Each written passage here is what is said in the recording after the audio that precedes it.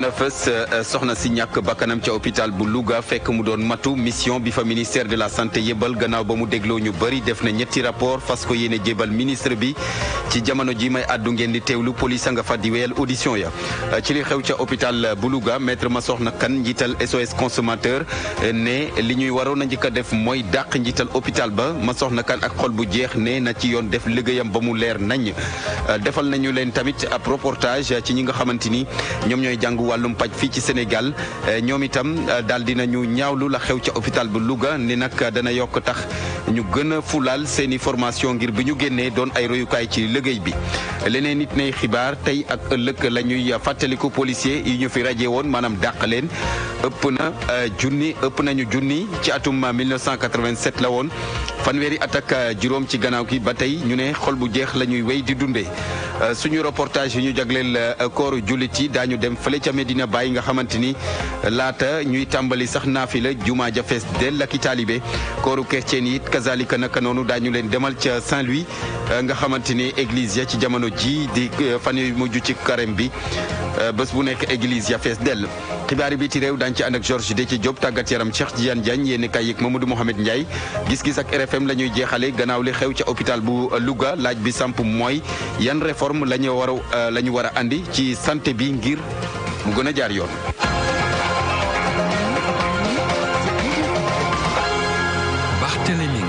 Abdoulaye Diop moo faree ci machine yi mbokk yi nuyu nañ leen rafetlu seen ànd ak rajo Futur Média xibaar yi ñu dooree kook soxna si ñàkk bakkanam ca hôpital Amadou Sakhir Mbaye bu Louga fekk mu doon matu mission bi nga xamante ni moom la ministère de la santé yebaloon foofule noppi na liggéey gi xaaju guddi def na nag ñetti rapport yoo xamante ni fas nañu ko jébbal ministère bi ci loolu nag police moom ma ngay wéyal ay audition am ci jamono ji sax policier yaa nga fa fas yéene déglu ñenn ci liggéeykat ya Abraham Paul Pouy.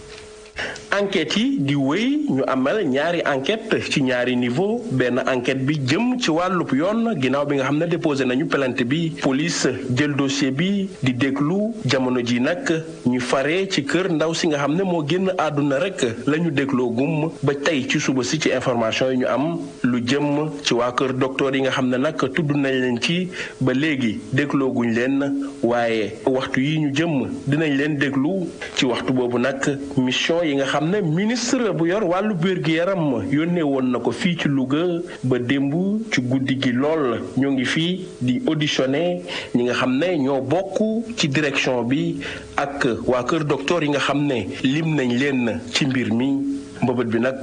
moo doon ñu am information yu mat sëkk ngir mën a bind rapport teg ko ci kaw table bi xam naka la situation bi tëddee ginnaaw bu ñu auditionné ñëpp ñu bind ñetti rapport ab rapport boo xam ne ci wàllu administratif la ab rapport boo xam ne wàllu technique la ab rapport boo xam ne wàllu médical la ñu koy wax audit médical lépp ñu jël nar koo jébbal ministre de la santé te ministre boobu sax moo war a jël ay dogal laata loolu yépp di am nag ci hôpital Amadou Sakhir Mbaye bu Louga liggéey bi di wéy waa kër docteur tamit yi nga xam ne lim nañ leen ñuy wéyal seeni liggéey mu nekkoon Abraham Paul Pouy Louga RFM. Abraham Paul Pouy ñetti simili moo bootu ci benn waxtu Mouhamed Alimou Ba ci biir studio bi Alimou ñu ngi lay nuyu. waaleykum salaam Barthélémy. alors information yu mujj yi nga xamante ni ñoom ñoo tukkee ca la xew ca hôpital bu Louga. waaw am na nag ay décision yoo xamante ni léegi mu tombé mooy que bépp agent boo xamante ni bokkoon na ci drame boobu jour boobu kon dañ koy suspendre à titre de mesure conservatoire dootul liggéey le temps que enquête bi continue loolu nag mën na jël fukki fan dañuy toog seen kër le temps que loolu jeex kon aide-soignant yi ak infirmière bi daanaka ñoom bokk nañ ci loolu naka noonu itam am na koo xamante ni dañ koy woowee gynécologue moom fu mu toll ni ñuy koy déglu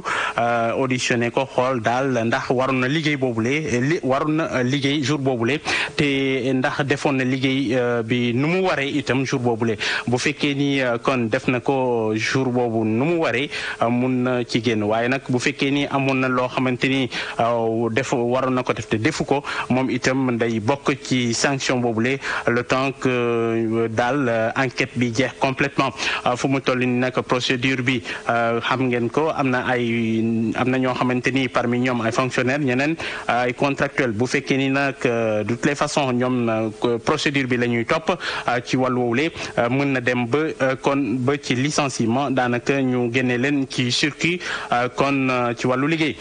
kii di Diouf Sarr moom mi ngi ci conseil des ministres xam ngeen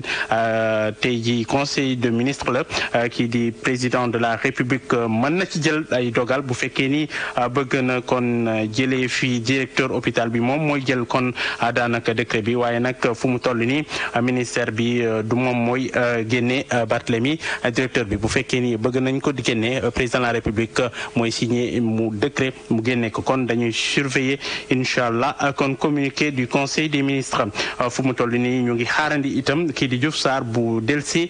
conseil des ministres ñu xool yan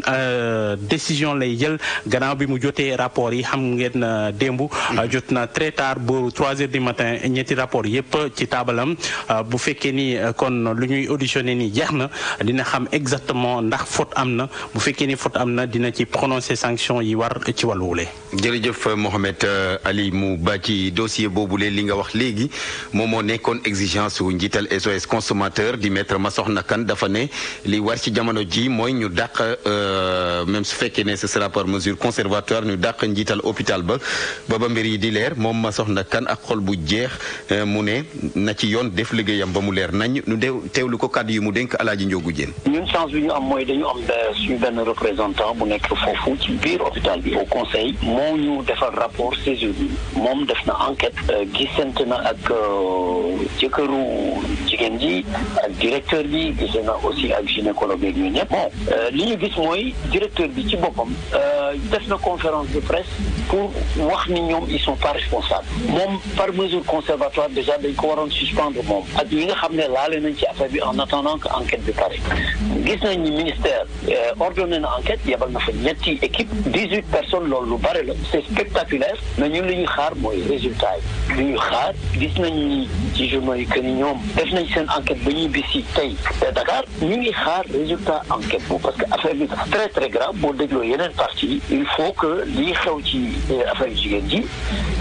ñu jaare ci régler problème négligence yu bare yi nga xam ne mi ngi am ci hôpitaux yi loolu Sénégalais yëpp xam nañ ko def naa ni picc yi naaw sax ci hôpitaux yi xam nañ négligence yooyu ni mu fa bare donc loolu question moyen la moo xam moyen humain ñuy recruter les compétences qu'il faut jox leen moyens yi war enquête yooyu di am l'essentiel mooy ñu gaaw am résultat wu enquête yooyu et puis prendre les mesures qu'il faut mais ñun gëm nañ ni directeur bi ci boppam ci départ ba dañ ko waroon suspendre déjà à titre conservatoire c'est pas parce que dañuy wax ni moom moo responsable mais à titre conservatoire moo équipe bi laale ci affaire bi pour ñu war a mën a bañ a influencer enquête yi. Maître Massokhna Kane jiital SOS consommateur patient en danger ay malades yu nekk ci danger loolu moom mooy turi collectif bu bees bi nga xamante ni moo juddu gannaaw la xew ca Louga lenn la ñu njëkk a wax moo di mbirum soxna astu soxna boobu le daal nañ ko lijjanti ni mu gën a gaawee te mu leer nañ ba ñàkk def wala bokk ki ko def yoon def ci moom liggéey bi war ñoom nag ne ñu bëggoon nañu sax amal ab doxub ñaxtu ni ki yeneeni kuréel ci biir réew bi ni ki ajjuma waaye préfet bi nee na leen daal date ba ñu waroon déposer seen demande dafa weesu Gaël Badara Mbaye bokk ci collectif boobule ñu teewlu ko kàddu yu mu dénk Fama Dione. comme niñ ko yëgandoo ñun ñëpp muy mbiru Astu Soxna ñàkkoon bakkanam ci l'hôpital Amadou Sakhir ba ci Louga mu nekk xew-xew boo xamante ni ñëpp a ko nakarlu bu ñu xoolee actualité bi pratiquement ñëpp a ngi ciy wax ña ko yóbbu woon gën koo jege li ñu wax jàngat bi ñu ci mën a def mooy soxna soosu loolu bu amee tey mooy càggante gi nga xamante ni ñi yor fajum jigéen bi foofu ci hôpital ba ñoo ko waral wante nag comme enquête bi ubbi nañ ko dinañ bàyyi yoon def liggéeyam ñun ñuy ñaan itam bu yoon génnee ñu xam fi dëgg féetee ndax dina tax ñu mën a situer les responsabilités wante du tere ñun itam ñu woo Sénégalais yi ñu nekk fii ak ci diaspora bi ñu def benn campagne boo xamante ni dinañ yëkkati suñuy baat mettitu li nga xamante ni moom moo fi xew moo tax ñu ne woon dinañ organiser sit-in. gis nañ ni am na ñeneen ñoo xamante ni lancé nañ ab pétition ngir justice ñu rendre ko njabootu Astu Soxna yéen parallèlement ngeen taxawal collectif bi est-ce que gënul woon ngeen harmoniser effort yi nga xamante ni yéen a ngi koy def ngir gën a mën a ñoŋal xeex bi. waaw maa ngi ci profito di jaajëfal ñi nga xamante ni jël nañ initiative boobu ñu koy rafetlu loolu ndaxte lu ni mel bu amee day baax ku ci nekk mën a jël sa kàddu ñu mën laa dégg ci ay station yu nekk donc yenn cas yi bi mu amee woon gisoon nañ ci yeneen région yi ku ci nekk lancé sa manifestation ñun li gën a tax sax ñu ne dañ koy defandoo ak waa Louga mooy pour ngi gën a yokk suñu baat donc looloo tax ñu defandoo sax benn campagne digitale pour ñëpp ñi nga xamante ni mënuñoo teew ñi nekk ci diaspora bi ñi nekk bitim réew itam kuñ ci nekk mën a def sa témoignage looloo tax ñu fësal itam yenn vidéo yoo xamante ni ku ci nekk am na loo daj ndaxte ay astu soxna bëri na fi. mu nekkoon Gaël Babacar Mbaye bokk ci collectif bu bees boobule di patient en danger defal nañu leen nag benn reportage ci ñi nga xamante ni ñoom ñooy jàng wàllum paj ci jamono ji ñoom itam daal dinañu ñaawlu la ca Louga la xew ca hôpital Amadou Sakhir Mbaye bu Louga ne nag loolee dana yokk a tax ñu gën a fulaal seen formation ngir bu ñu génnee doon ay royukaay ci liggéey bi reportage Ndeye Awa Bey. sol ñoom ñëpp ay blouse yu weex étudiants yi jàng lu jëm ci wàllu wér gi yaram ne ci ab waxtaan waxumb lool ci buntu l'école yi. Babacar Samb bokk ci ndongo yi di ñaawlu ñàkkum formation bu ñuy teg ci ndoddu fajkat yi ndax bu ñu sukkandikoo ci moom bu dee cours éthique ak déontologie ñi ngi koy jàng ni mu waree ba ci sax nooy nekkee ci l'hôpital yi boo paree formation. en première année gis nañ ko ku nekk nag ak nañ la yare am ngay yóbbu sa bërëbu liggéeykaay yi ñu ngi ñaan yàlla daal lumière am si affaire bi loolu lépp leer à peu près dina nekk plus de 10 heures de temps daal je sais plus exactement parce que première année lañ ko def mais dina ëpp 10 heures de temps prof yi dañ ciy insister bu baax. doxantu ci beneen l'école élèves yu jigéen yi di ñu nëbb seen tur ne dañoo gën a sawar ci jàng mi ngir jekkalaat jëmu fajkat yi ci kanamu askan wi ginnaaw ba ñu ñaawloo bu baax li xew ca Louga. Motivé plutôt pour corriger ce genre de situation. Donc on aimerait que sages-femmes yi infirmières yi ñu assister les femmes en état d'accouchement et pas de les maltraiter bu ñu leen toroxal parce que ils sont là dañoo am seen métit ñëw pour ñu jàppale leen donc amuñu droit de leen maltraiter wala di gën a yokk seen métit. donte ndongo yi ñu ngi ñaawlu faatuk astu soxna waaye teewul ñuy xamle ni li ni mel warul benn yoon tax ñuy gàkkal deru fajkat yépp. Ndeye Awa Bey ñu fàttalilee ba tey ngir mbir mi leer gannaaw audition yi nga xamante ni mission yi fa ministère de la santé yëbaloon def nañu ko police ba fii may àddu ma nga fa ca hôpital ba fas yéene déglu yenn ci ay liggéeykat foofu la ca hôpital Amadou Sakhir Mbaye bu Louga dañ ci dellu siwaat ak Abraham Paul Pouy fukki simili ak ñett moo bootu ci benn waxtu. pour man RFM mooy rajo di gaaw ci xibaar yu wóor. RFM xibaar yu wóor te wóor. leneen nit ne xibaar tey ak ëllëg ci alxemes gi la ñuy fàttaliku policiers yi ñu fi raje woon maanaam dàq leen ci seen i liggéey ëpp nañu junni ci atum 1987 la woon fanweeri at ak juróom si gannaaw si ba tey xamaguñu fan la wanante di mujjee ki gëtam ci seen i mbir Aminata Ba. 13 et 14 avril 1987 daal di radié policier Sénégal yëpp muy loo xam ne lu ñu metti woon la. mu def tey ji fanweeri at ak juróom ñi nekkoon ay policier di fàttaliku ak naqar jamono yu metti yi nga xamante ne dundoon nañ ko ba Samba Camara nekkoon commissaire de police. xam nga corps bu toll ni police ñu dàq ko daal di koy teg ay loo xamante daal presque genre buggal la te état def ko. yi am famille yu bari yoo xam ne yàqu bon ñi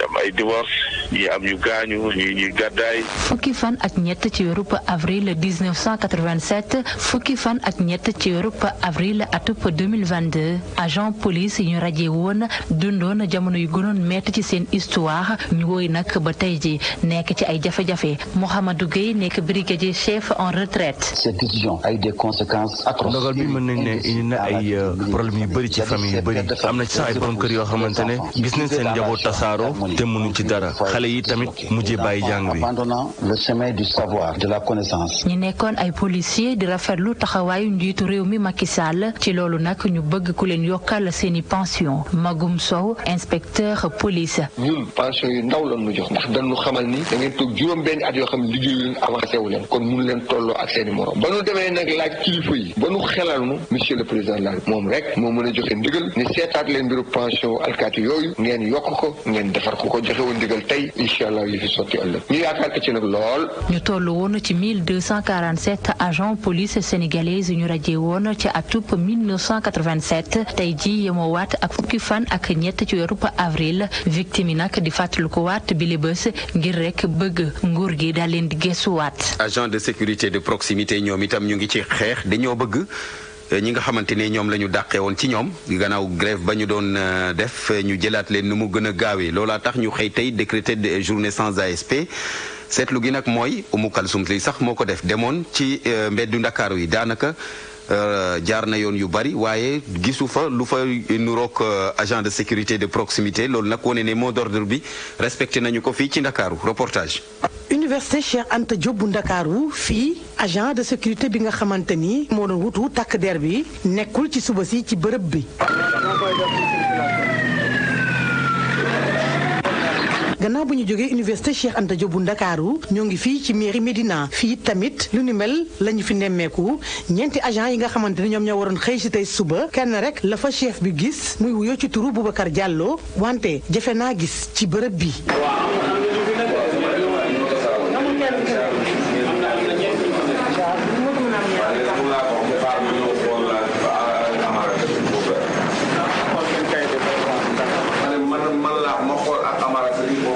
ba ñu fa jógee itamit demaat nañu fële ci direction de l'automatisation des fichiers fii nag benn ASP lañu fekk ci buntu ba muy def liggéeyam mu ñuy xamal ni yëgul bi le grève.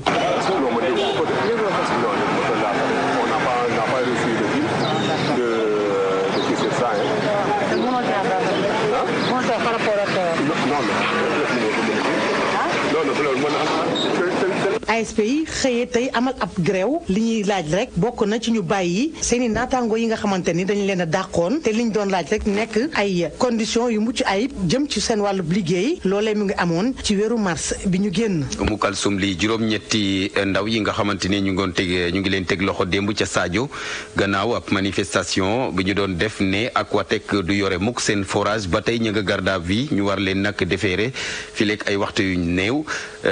ñoom nag.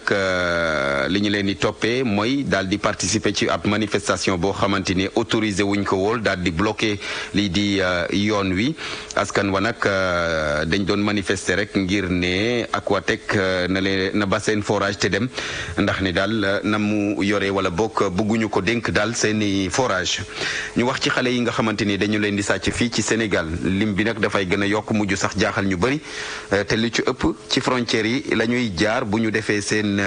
ñaawteef googule dugg ci région ci réew yi ci sous-région bi bi ci mujj Tambacounda la amee ñaar ñu doon sëy ab ghanéen ak sénégalaise ghanéen bi nag bu ñu demee ba am ñaari doom ca la këf ñaari doom ya daw ak ñoom dem ba Ghana ñoonu ñu def alerte ba ñaari xale ya ñu gisee leen ca Ghana googule seen papa dëkk daal di leen jël delloo siwaat leen fii ci Sénégal bañ leen delloosee ca Bambey la ñu leen yóbbu seen yaay ba mu ko yégee ca la jógee Tambacounda dem ba Bambey ngir jëli leen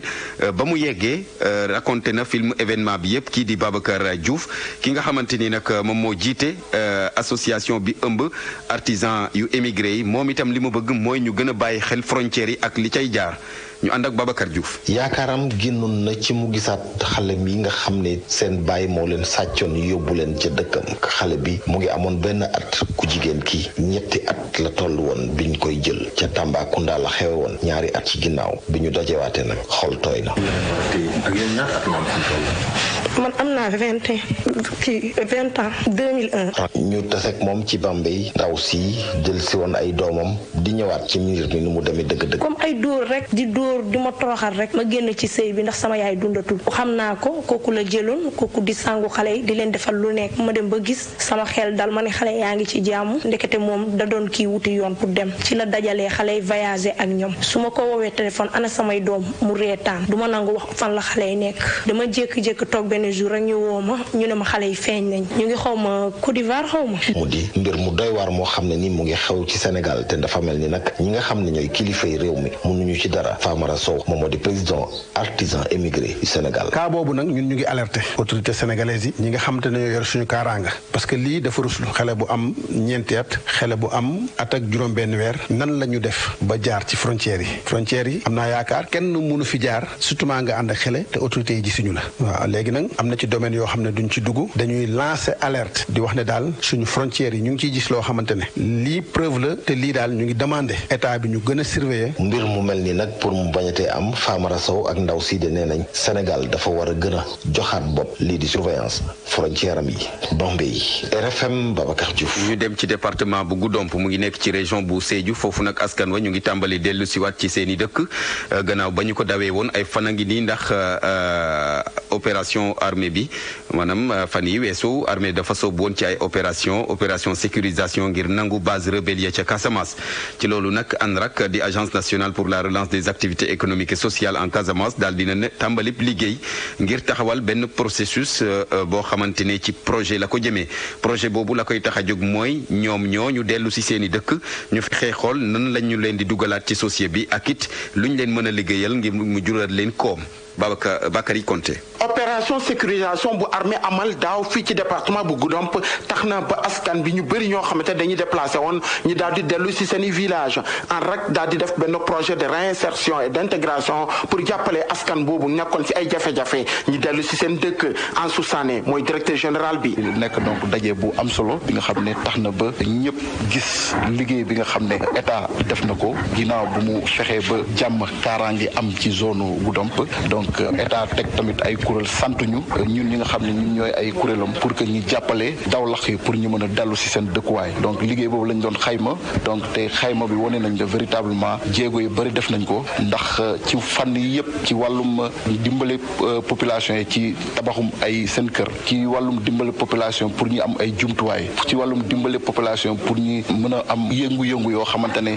ci yooyu la ñu mën a nekk. xeex lépp loo xamante ne jëmee na ci sàccum jur ñi daal di defar tamit ay teen yoo xamante ne pour askan bi def fa ay maraîchage jox leen tamit ay zinc pour ñu tabax seen i kër loolu nekk na ay action yoo xamante ne agence bi amal na ko fii ci diwaan bi. amoon na li fi xewoon li nga xam ne dafa gàllankooroon koom-koom département bi mooy li nga xam ne mooy sàccum njur mi nga xam ne jaaxaloon na acteurs yi yëpp moo taxoon tamit ñun tamit depuis 2018 bi ñu dugsee di département bi donc ñu ñëw pour que ñu fas yéene lëkkaloo ak acteurs yi indi ay saafara te boobu ba léegi ànd ak financé woon na ay plan d'action yoo xamante ne. pour nag daal di yombalal askan yoo xamante ne dañuy déplacé ñu daal di dellu seen i dëkk élus locaux yi nekk fii ci Casamance population yi ak acteurs de développement yi ñoom ñaar nañu benn plaidoyer bu mag daal di koy jëmale ci nguur gi pour nag mu daal di yokk budget ANRAC loolu nag bu amee mu daal di def liggéeyam ci nu mu gën a waree te nu mu gën a yombee Bakary Konté Sédhiou rajo Futurs Médias. Bakary Konté dañuy des foofule ci département bu Goudomp ndax préfet ba yëkkati na kàddu rafetlu dogal googu nga xamante ni askan wi jël nañu ko fas yéene dellu siwaat ci seeni dëkk ba tax na moom kilifa gi di sàkku ci état bi ngir mu gën a investir ca département ba nga xamante ne mu ngi nekk ci diggante ci frontière bi diggante réewum Sénégal ak réewum Guinée Bissau nee na loolee dana tax ñoom bu ñu dellu see askan woowule am ci lu ñu jàpp ñu teewlu Ibrahima Fall préfet bu Goudomp. ANRAC ànd seeg yeneen ONG comme Shelter comme Afrique Enjeu Kabon Ketor ak Puma bi ci dugal loxoom tamit ñu tëraloon benn kuréel bu ñu tuddee comité départemental de pilotage pour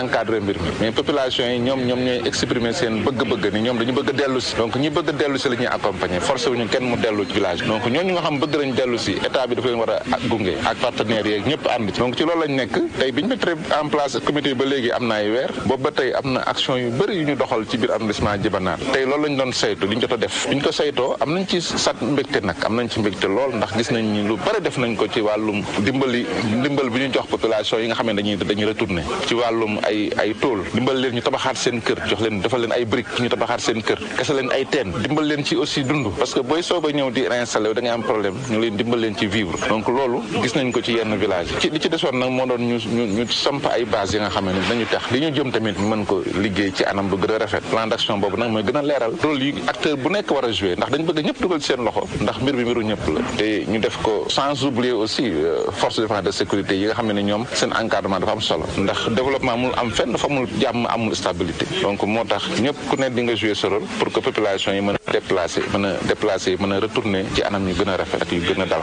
kaddu yi Ibrahima Fall di préfet bu Goudomp laata ñuy dalal Georges Déthié Diop ci xibaar yi ci biti réew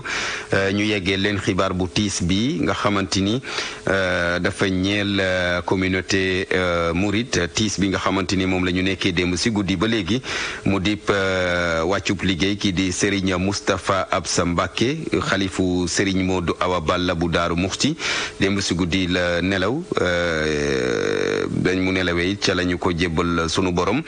ni ki àjjuma nag la ñu jàpp bésub ñaan yi ñu koy jaale askanu murit yëpp jaale ko askanu umma islamique bi yëpp tey ñaan yàlla suuf woyof ci kawam moom Serigne Moustapha Absa Mbacké xalifu Serigne Modou Awa Balla bu Daaru Muxti nga xamante ne moo wàcc liggéey ni ki démb si guddi. RFM bitim réew. Georges Déthié Diop nu nuyu la. maa ngi lay fay Barthélémy. ñu tàmbalee ko ak Côte d'Ivoire nga xamante ni ñu ngi séntu gouvernement bu bees. premier ministre bi di Patrick Achi génn démission gouvernement bi njiitu réew ma Alassane Ouattara ñuy xaarandi nag ab gouvernement bu yees ay bés bi ñu dëkkmal la remaniement boobee nag ñu ngi ko doon wax sax ndorteelu gàttub 2022 ci Niger moom adduwaat ci ministre de l'intérieur ba nga xamante ne teg nañ ko ministre de l'intérieur ba woon di Ousmane Ibrahim Cissé te ñu tegoon ko loxo fan yee passé ñeenti fan a ngi nii avocat adduna ci loolee nee na daal wër gi yaramam jamono ji dafa doy waar ndax condition ya nga xamante ne moom lañ ko teg ca gendarmerie buñ ko teggee loxo daal condition yu doy waar la loolee tax nag mu ci addu dénk ay kaddu RFI moom premier ministre de l'intérieur ba woon ñeenti fan a ngi nii lañ ko teg loxo ca biir min Ngawaare ca soriantoog capital ba di Niamey lu tolloog téeméeri kilomètre ñu koy toppee nag lépp lu jëm ci wàllu ba atteinte à la sûreté de l'État ndax tentative de coup d'État bi amoon ci atub 2021 ci weeru mars Oumou Kalsoum bi jëwriñ bi yore woon wàllum biir réew mi ci transition militaire bu Salou Djibo nekkoon commissaire police di wuyoo Cissé Ousmane placé nañu ko sous mandat de dépôt ca prison civile bu Birni Ngouaré buñ sukkandikoo ci site information bi di Actu Niger beneen journal bi di wuyoo moom it ci turu événement ñi xam ne ni ancien ministre bi dañoo njortoon ni dafa bokkoon ñu doon amal coup d'état manqué ba ci bu ñuy waajal falup kii di Mohamed Bazoum te ñu faloon ko ca kanamu ñii di Kujega ak société civile kii di ancien directeur général bu police nigérienne di Ousmane Cissé nekkoon na ministre ci transition militaire ci atum 2010 jàpp 2011 te at moomee ñu amaloon ci ab coup d'état ci fukki fan ak juróom-ñett ci weeru février 2010 te daaneloon ki nga xamante ni moo doon président ba di Mohamed Tandian gannaaw si mu nekk ab conseiller bu président de la république Issoufou Mouhamadou ci wàllum kaaraange gi laata ñu koy fal mu nekk ambassadeur bu Niger fala ca Tchad nga xamante ni fan yu ñu génn fala delluwaat tentative coup d'état bi nga xamante ni ancien ministre bi ñu njort ni bokkoon na ci amoon na ci 31 mars 2021 laata investiture président Mohamed Bazoum bi nga xamante ni moom la ñu fal mu jiite réew ma ay sox nag déggoon nañ ko fële ci wetu palais présidentiel ba buñ sukkandikoo ci ab communiqué gouvernement bi nag ma ngay xamle ni jaar na ci kaw ngir éviter lu ni mel muy xamle ni ay nit ñu bari ñu njortoon ni bokk nañ ci bile coup d'état teg nañ leen loxo ñeneen ñi nag ñu ngi leen di wër ki nga xamante ni moo jiite gang bi di capitaine bu armée de l'air Sani Gourouza moom it arrêté nañu ko weer ginnaaw si fële ca Bénin gannaaw ñu koy delloo fële ca réewum di Niger. ca Centrafrique moom kenn ci ñi yoroon kaddug Seleka di Christian Djouma Narkoyo jàppe woon boppam ab colonel teg nañ ko loxo samedi gi ñu weesu ca frontière beeg Cameroun jamono ji nag mu ngi garde à vue ca section de recherche et d'investigation ca Bangui di capitale ba Christian Djouma Narkoyo moom li tax ñu teg ko loxo moo di dañoo njort dafa def lii di crime de guerre ci jamono yi nga xamante ne Seleka ñu ngi foon ci atub 2013 loolee le parquet bi xam ne démb ci ab communiqué ne ab enquête judiciaire ubbi nañ ko ci wàll wa. ñu dem ci Afrique du Sud bilan inondation ya am fële ca KwaZulu Natal mu ngi gën di yokk. lu lu ëpp juróom benn fukki nit ñàkk nañ ci seen i bakkan inondation yooyu ñu ne itam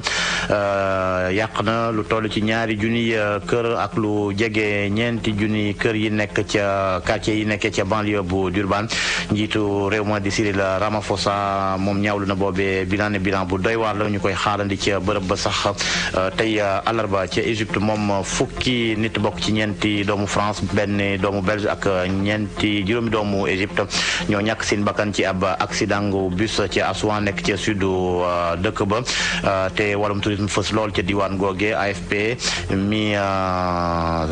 ñu xamal mbir mi ne gouverneur bu région ba nee na fukki nit ak 4 yeneen jëlee nañ ci ay gaañu waaye seen état daal taxu ko doy waar noonu ndax ñu ngi ca l'hôpital ñu leen di faj. accident bi ngi am tey ci suba jamono ji nga xamante ne bis bi yoroon na ay touriste moom mbëkkante ak beneeni oto ca yoon way jëm ca temple d'Abou Simbel. dañ ko jeexaleeg guerre ba ca Ukraine. waa Russie xam ne nañ ni lu ëpp junniy soldaaru Ukraine jébal nañ seen bopp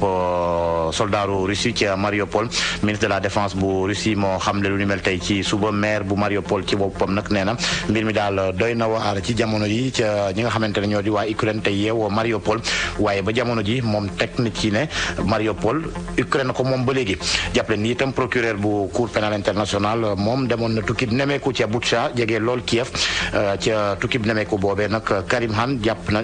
dafa jàpp ne Ukraine jamono ji li muy ni dawl moo di scène de crime. scène de crime jërëjëf Georges Déthié Diop. RFM Sport.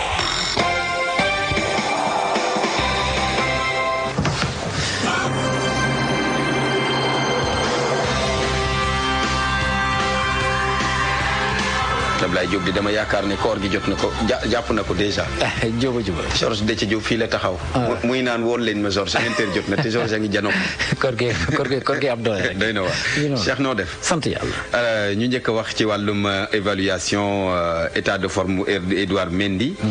nga xamante ni ñu bëri ñu ngi koy laam-laamee gannaaw bi ñu éliminé Chelsea ci Ligue des champions démb. waaw moom Edouard Mendy bokk na jamono gi ci ñi nga xamante ne dañ leen di joxañ baaraamu tuuma yenn si ay supporters ñooy daal di def lu ni mel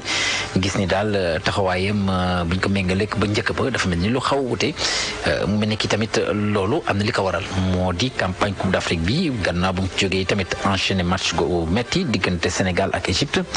ak itam enchaîné yeneen match ba tax na fi mu toll nii dañoo jàpp ni sax moom dafa sonn te jot na ñu daal di ko noppal ngir mu mën a reprendre li nga xam te ne moo di formam soo dee nag am na ñu si jot seq waxtaan. Edouard Mendy mi ngi ci guddi gu ba setagul gannaaw lajj yu bëri yi mu lajj ci championnat anglais bi ak clubam moom gardien bu Chelsea bi nag dafa daal di ñàkk titre Ligue des champions bi nga xamante ni ñoo ko jëloon ci édition gi weesu loolee yëpp nag bu ñu sukkandikoo ci kii di Khalifa Ababacar Camara ñu naan ko Kaana di kay tàggat gardien yu Teungueth FC coono moo ko waral. Coupe d'Afrique bi nii dem tournoi arabe bi ñëw joué fi qualification kon Égypte son entraîneur en Chelsea Petr Cech moo ko doon ménagé quoi jëm ko noppal ay quelques matchs pour mu amaat de fraîcheur parce que lii nii suñ bi depuis février passé maa koy déclaré maa ngi naan Edouard dama sentir nit dafa sonn parce que nit tamit du machine waaw nit du machine nit moom day toog benn moment boo xam ne il faut da nga koy ménager da nga koy noppal quoi jëmul xool noppale 2 matchs 3 matchs pour mu ñëwaat parce que tey jii du nekkul moo nekk mu gardien bi gën a ay en Afrique mais ak moment bi ñuy gis ni mu def ay fautes techniques nii da ngay xam ni kii dafa sonn loolu moom entraîneur am en Chelsea moo ko mën a ménager quoi technicien bii di Sidath Sarr nag moom la mu gis moom moo di coow li du Edouard Mendy waaye clubam bii di Chelsea nga xamante ni dafa nekk ci jafe-jafe moo ko waral. parce que Edouard góol bu mag la mais nag dafa tombé ci équipe boo xam ne actuellement dañu am ay problème politique ba ñu am ay sanctions yu bari yu leen sax seen dëkk boobu def ndax seen président bi donc loolu aussi dafay mën na jouer ci ñoom di encourager ci Edouard national bi di ko vraiment di ko gën a ñaax ka mu siggi. naam supporter yu Chelsea mere nañ international sénégalais bii di Edouard Mendy waaye nag ñi ñu tàllal suñu micro ñoom am nañ yaakaar bu baax ni gardien gayndek Sénégal yi dina def kem kàttanam ba dalalaat xelu supporter yu àdduna wërngal këpp. Soda Thiam jàppale ni ki démb sax Chelsea bu Edouard Mendy dañ ko daal di génne kon bokk ci pom yi ñàkk a éliminé moo di waa Real Madrid donte sax ñoom ñoo ci am ndam waaye bu ñu ko méngalee ak li nga xam te ne moo di match aller ba jotut a doy yeneen équipe bu daal di qualifié ci wàllu demi-finale yi di Ligue des champions moo di Villarreal di beneen équipe Espagne ni ki démb seen digg ak ñi nga xam te ni ñoo di waa Bayern de Munich ni ki tey jii la ñoo fas yéene kon bokk yeggali ya ca des ci wàllu quart de finale aller ci bu 19h jotee diggante Atlético Madrid lay daal di doon Atlético Madrid ak Manchester City ca match aller ba nag waa Angleterre yi ñooñu ca amoon ndam seen dëkk benn bal ci dara Liverpool bu Sadio Mané moom dana tasek tey jii ci ngoon ñii di waa Benfica Lisbonne di équipe bu Portugal ci match aller ba nag waa Liverpool ñoom ñoo ci amoon ndam ñetti bal ci benn seen diggante ak doomu Portugal yooyu la. ñu wax ci beneen discipline Cheikh wàllum basket championnat local bi tey la ñuy gën a jekk-jekkal calendrier bi maanaam daal. dañuy dabe waaw dañuy dabe ci championnat bi ci wàllu jigéen ñi 6e journée bi tey jii ci ngoon ci bu 16h45 jotee ci stadium Marius Ndiaye diggante ISEC lay daal di doon ak ñi di waa Duc ISEC Sport Duc ci national 1 bi ci wàllu góor ñi tamit dañuy daal di dabe seen 7e journée tey jii ci ngoon 15h ci Marius Ndiaye ba tey diggante Duc lay daal di doon ak ñi di waa ASC Thiès. jërëjëf Cheikh Tidiane Diagne. jaajëf. RFM reportage. suñu reportage yu jagleel kóoru ko jullit yi ñu dem fële ca Medina Baye foofu nag seetlu gi mooy laata waxtu naafila bi di tàmbali sax ñoom jumaa ja dafay fees del loolee nag taalibe yi ne lu ñu aadawoo la cosaan la ci ñoom te dañuy bëgg ñoom ñëpp dem naafila je ca jumaa ja ak ngëneel ya ca ne ñu ànd ak Pape Mbaye Diaw. naam heure julli naafila jotagut waaye nit ñi ñu ngi ñëw fees dell fii nga xamante ni moo di ci jumaa ji ñu fekk ko mu toog ci mosquée bi Ahmed Thiam dinu xamal julli naafila gi nan lay demee. 22h lay commencé ba 23h. loolu la ñuy naafila ñaari isi ba gorobon moom la ñuy naafila fii nii fukki rakk par ñaari rakk yu nekk dañuy sëlmat nga def sabaa bi 8h naafila gi pare léegi nag fierté lañ ci am kontaan boo xamante ni yéeg boo xamante ni dafay dugg ci suñu xol yi. naafila jooj nag ki nga xamante ni moo di imam bi alxuraan lan koy defee Mamadou Diallo nekk taalibe Baay dinu xamal lan moo waral naafila gi ñu koy defee ak alxuraan. alxuraan mooy lépp moo njëkk moo mujj. yonent bi ko yàlla yoon ñu alxuraan la ko yoon te weer bi si la alxuraan wàcc ñaan ak ngëneelu weer beeg barke weer bi lépp yàlla dafa Modou Fall moom amul place ci biir jumaa ji mais moom ci biti la lal moom ak nit ñu bëri mi ngi ñuy xamal ne ak ngëneel yi nga xamante ne moo am ci naafila moom xel xalaatut mu di ko defee feneen fudut ci jumaa ji. bu weeru koor yu teroo ñi ngi ci naafila gi bu ñu jógee ci naafila gi ñi ngi ci jàng alxuraan bu ñu jógee ñi ngi ci bayal bi di firi alxuraan ndax loolu lañ fekkoon bàyyi di ko def bàyyi loolu la xaloon ñun itam ci loolu lañ ne loolu rek moom suñu tànk fii ci Medina Baye ñëpp jaamu yàlla ak julli jàng alxuraan jaamu yàlla rek lañ xam ci loolu lañ nekk. naafila yi ci mosquée bu Medina Baye nag ay waxtu lay daal di duré ñu bëri ñi nga xamante ni nag dañuy woor dañuy daal di ñëw fekke si naafila yooyu. RFM Kaolack Pape Mbaye Diaw jërëjëf askanuk chrétien yi tamit ñoom ñu ngi ci seeni koor daanaka sax ñu ngi ci bés yu mujj yi mu ñu koy tuddee semaine sainte mooy semaine bu mujj laatay Pâques ca Saint-Louis nag nekk ni ki sax yeneen i gox yi seetlu gi mooy église yi tamit dafay fees dell ñëpp ñëw di ñaan ci njeexitalu koor gi ndax yàlla nangu kooruk ñëpp ñu ànd ceeg Ousseynou Diop. ñu nekk ci semaine bi ñu duppee semaine sainte ñi di fidèles catholiques yi nag semaine bu ñu fonk la ndaxte lu ci bari da cay xew dinañ ci amal itam ay ñaan ci seen bërëbu jàngu bi abbé Louis Coly mooy curé bu cathédrale bu Saint-Louis. semaine bi dinañu fàttali lépp li Yeesu Krista nangu comme coono comme souffrance pour musal nit ñi pour musal àdduna. paroissienne bi nekk ci église Notre-Dame de Lourdes di wuyoo ci turu Anne-Marie Tendeng moom mooy xamle ni semaine bi semaine bu am solo la te ñaan yéen cay def ñaan yuy fort lay doon ndaxte semaine bi dañ ko fonk. mais semaine bi dafa bëri solo dafa am solo ci suñu diine catholique semaine bi dafa bëri firndeel dafa bëri ay symbole. ci seen kaddu ñoom ñi nga xamante ne ay fidèles catholiques lañu ñu fekk leen ci bërëbu jàngu yi lañ cey gën a def nag mooy ay ñaan jëmale ko ci seen ay mbokk waaye tamit gën a delluwaat ci yàlla. dañuy ñaan catholique yi dañuy dugg ci vraiment ay prières yu dense prières yu am doole. ñuy xaarandi ñeent fukki fan yi nga xamante ni moom la ñu amal seen koor gi jeex waaye fidèles catholiques yi jamono jile ak semaine sainte bi doon semaine bu mujj ci seeni koor gi dañ ko jox cër bu mat sëkk ngir gën a mën a tuub Ousseynou Diop Saint-Louis RFM.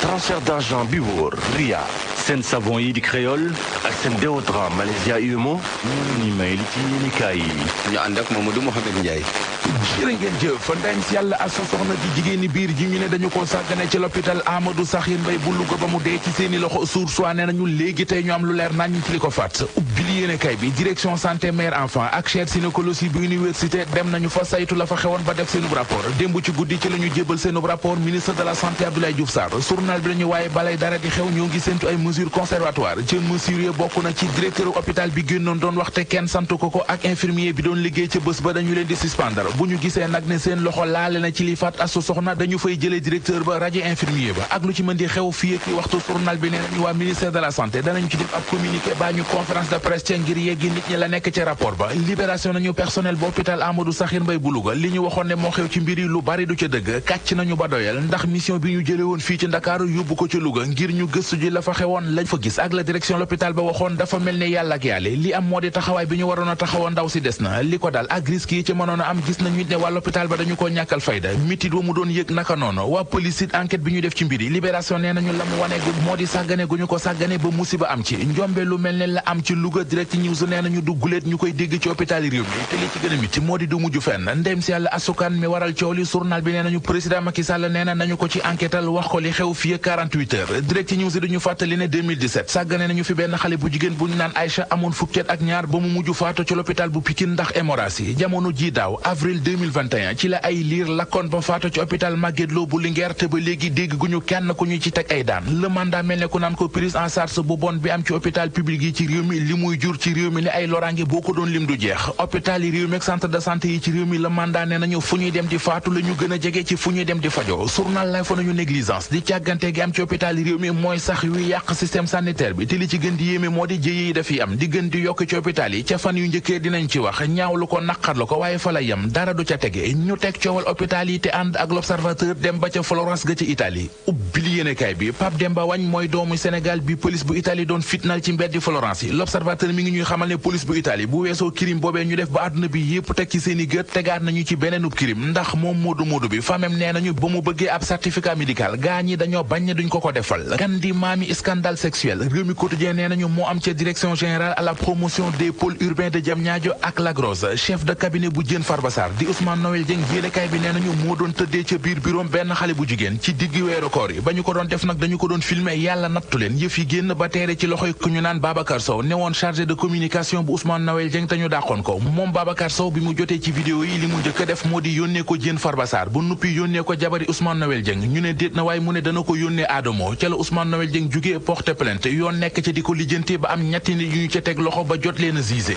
transfert d'argent bi wóor Ria seen savon yi di créole ak seen déodorant Malaysia UMO ñoo leen doon may li ci yéenekaay yi. xibaar yi gis-gis.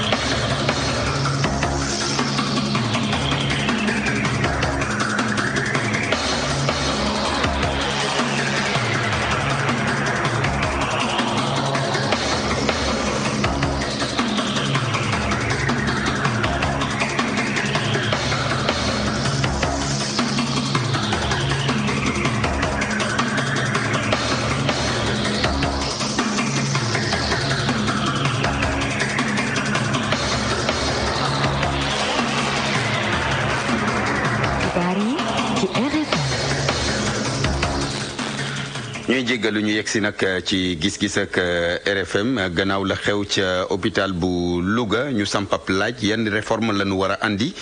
ci santé bi ngir mu gën a jaar yoon ngir waxtaanee lu le mel ñu ngi ci ligne bi ak colonel Massamba Diop colonel lu ngi lay nuyu. nekkoon nga njiital hôpital Dantec suñu beneen intervenant bi di Massogi Thiandoum monsieur Thiandoum yooyu itam nu ngi lay nuyu. maa ngi leen di fay Barthélémy di nuyu auditeurs yëpp. sa xam-xam dafa màcc ci wàllum wér-gu-yaram laaj bu njëkk bi ñu jagleel ko colonel Massamba Diop colonel nan nga réagir d'abord gannaaw la xew ca Louga. jërëjëf Barthélémy xanaa di ko naqarlu rek te masse wu njaboot bi di den jaale di coom vraiment loo xam ne métti na ma lool wax dëgg yàlla. d'accord dinaa dellu si waat ci yow léegi Massogi Thiandoum gannaaw ba ma la laajee ba loolu it d'abord nan ngay réagir par rapport ak mesure conservatoire yu mujj yi nga xamante ni annoncé nañ ko à savoir suspendre directeur beeg yeneen yu ko demee.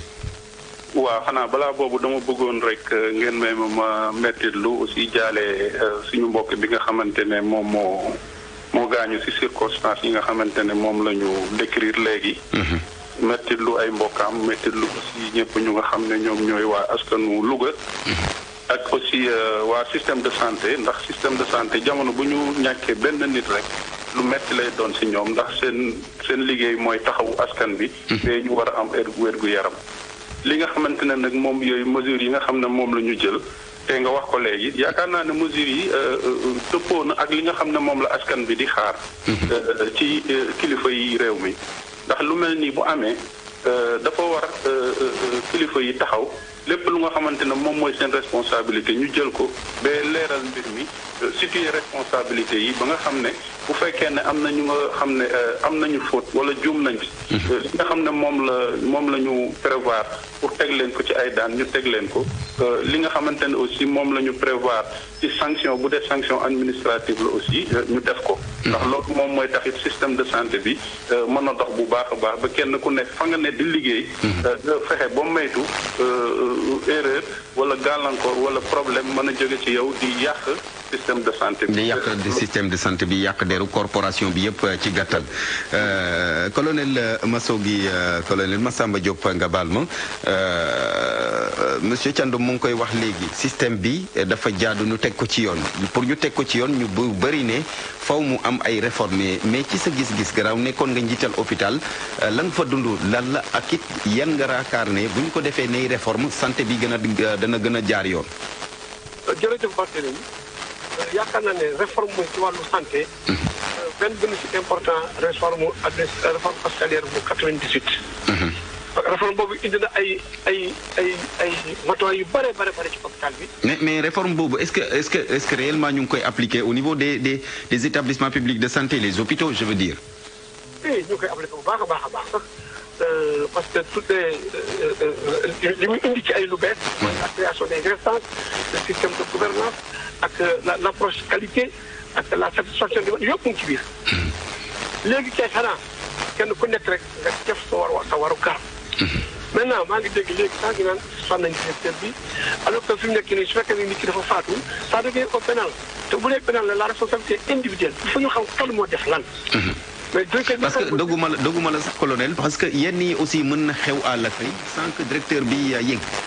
mais directeur bi li tax na directeur local du médecin qui est très compétent que je connais très bien. jàmbaar la lool ci ñun daan liggéey mais c'est pas lui qui est le gynécologue c'est pas lui qui est la sage-femme loolu li mu war a def yëpp xam naa ne def xam na mais le problème mooy du loolu mooy ki nga xam ne kii moo sàggan wala ba loolu am wala il a aussi parce que mën na bañ am sàggante aussi bu ñu gaaw rek aller en besogne parce que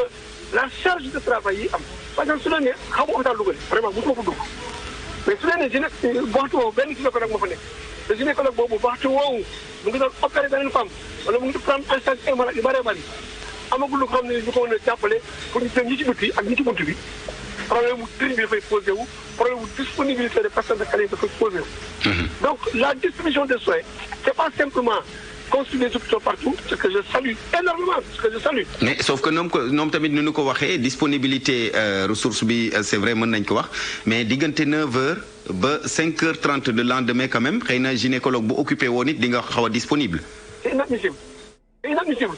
donc kon pratique technique bi nekk ci hôpital bi bu ñu ko jël en charge war nañu mën am moyen évacuer ko feneen fu gën a jege. moo xam ndax dañ ko indi Tivaouane wala dañ koy Saint-Louis wala feneen fu gën a jege en tout cas donc vraiment du ma débat ci loolu. mooy am na ay procédures yoo xam ne yii ak ay protocole soins malade bu yegg si rek war na am ay étapes yu ñuy jëlee en charge ba nga yegg si. buñ ko amul rek référé la feneen. Oui, non, ça c'est une obligation. Le système de référence et de compte de référence qui existe aussi dans les hôpitaux. Deuxième chose, le système d'approche qualité, c'est-à-dire rechercher en permanence la satisfaction du malade. Donc il faut toll pour que malade bi rek xolam sedd loolu existe na ministère de la santé jox na ci ay matuwaay yu bëri directeur hôpital yëpp formé nañu ci loolu. beneen bi mooy bàyyi xel mooy li ñuy wax vigilance mooy nga xeliñ bàyyi xel ñekk ci hôpital bi. service bu nekk rek am na ñoo xam ne ñu amatuñu temps pour xaar. moo xam pédiatre la moo xam maternité la moo xam chirurgie la moo xam même les accidentés du service bu nekk am na ñoo xam ne amuñu temps bu yàgg pour xaar. donc pour la prise en charge des urgences te loolu kenn nit mënu ko def groupe lay doon. ñiy recevoir ñiy trier pour définir kii nañ njëkk ci kii mujj ci kee loolu yëpp ci am ba nga xam ne bii su am na lu ci benn fay bu tuuti rek. kenn ku nekk kon daal réforme 98 bi c'est un package boo xam ne lépp leer na ci biir. lépp leer na ci biir bien qu'il y a des choses à améliorer ça c'est vrai. am na ñu ci gën a mën a defar mais li ma la bëgg a xam mooy si l'approche qualité est bien faite protocole yi ñu defar ko bu baax a baax même su fekkee yow tey la ñu affecté ci hôpital nga ñëw tey jógee université wala nga jógee ci beneen hôpital dugg ci hôpital X soo ñëwee ci salle d'urgence dinañ la ne protocole bi nii la. su fi wala ñëwee defal lii xool médecin sangam appel numéro sangam defal lii ak lii en attendant médecin bi ñëw loolu mooy protocole. loolu nag il faut que ñëpp di ko def te dañu yem ci wax ko dañ koy bind ku ñëw xam ko. responsabilité aussi c'est dans la réforme. le malade il a droit à des soins de qualité. su fekkee sàggane nañ ko am na droit vraiment yu ko wallu. d'accord alors mais aussi. bu ñu jaawat des responsabilités très sincèrement. d'accord jërëjëf. mënuñu jël responsabilité médicale. daa ko transféré responsabilité administrative bu directeur sauf su fekkee ne am na ay sàggante yu am solo yoo xam ne ci responsabilité la. d'accord waaye ñoom rek daal ñu naan la aj wala ñu wàcce la wala ñu def la suspendre la. loolu man de vraiment. d'accord jërëjëf colonel Massamba Diop ñu ngi lay gërëm Massogi Thiandoum ma jeexal ak yow colonel mu ngi koy wax léegi réforme bi lu mu wax leer na donte sax am na yu ñu ci war a améliorer looloo te tax sax ñu samp laaj bi ci yan réforme yu bees la ñu war a andi ci système santé bi donte sax li xew am na ñuy njort naan ça convoque un peu une responsabilité personnelle. waaw xam nga réforme bi cadre la rek maanaam cadre la boo xam ne ay principe la ak ay règlement yu ñu teg pour que nit ñi war ko appliquer pour système de santé bi dox. ci biir ni ñu koy appliquer mën na am négligence. mën na am erreur mën na am aussi manque ay manquement yooyu yëpp mën nañ ci am. ak yooyu mën na nekk waaye li am solo pour man mooy wax naa ko sànq système de santé la système bi. ni nga xam ne noonu lañ ko organiser fii Sénégal am na ay amélioration yu nga xam ne mën na nekk war nañ ko mën def. amélioration yi nga xam ne ñoom moom la ñu yaakaar ne war nañ ko mën a def mooy d'abord système bi ni ñu ko organiser yow mi nga xamante ne yow yaa feebar wala yow yaay malade wala yow yaay patient si ni ñu ko tuddee boo ñëwee yow yaay conformé wu ci système bi ni mu bëggee nga doxale ko pour mën a am accès service maanaam pour ñu mën la faj. alors que nit ñi dañu uute ci ni ñuy ñëwee. donc bu fekkee ne nit ki bu ñëwee lépp lu mën a am moom mooy conformé wu ci système bi. dañ ko considérer sauf xëy na bu dee un cas d'urgence. exactement même urgence sax prévoir nañ ko mais li ma bëgg a wax de manière générale mooy nit ñi ni ñuy demee ci kër docteur yi. boo ñëwee da ngay fekk nu ñu ko organiser yow da ngay conformer wu ci tëralin boobu pour mën a am wàllu kër docteur alors que léegi xalaat nañu am na ay compétences yu bees yi nga xamante ne mën na permettre offre de service maanaam ñi nga xam ne ñoom ñoo nekk kër docteur di offrir ay services ñu adapté wu ci condition wu besoin client bi nga xamante ne moom moo ñëw maanaam une adaptabilité et une souplesse de l'offre de service nga xamante ne mën na tax nit ki condition yu mu ñëwee rek ak besoin yu mu am ñu fekk ñoo xam ne am nañu compétence am nañu xarañte maanaam loolu dañ koy def souvent en fonction de l'état du patient. exactement parce que fii comme ni ma waxoon sànq ci français offre de service bu ñu am stéréotypé la c'est une offre de service classique pour tout le monde alors que tey war nañu mën a am système bu nga xamante ne day def une offre de service adaptée et centrée sur les besoins du client qui arrive loolu c'est lu am solo la mais loolu pour mu am à part formation bi nga xam ne moom la ñuy defal personnel de santé bi pour ñoom ñu nekk ay nit yi nga xam ne am nañu compétence dafa am yeneen formation yu ñu leen di yokkal ci wàllu écoute ci wàllu communication ci wàllu accueil ci wàllu leadership ci wàllu compétence d'écoute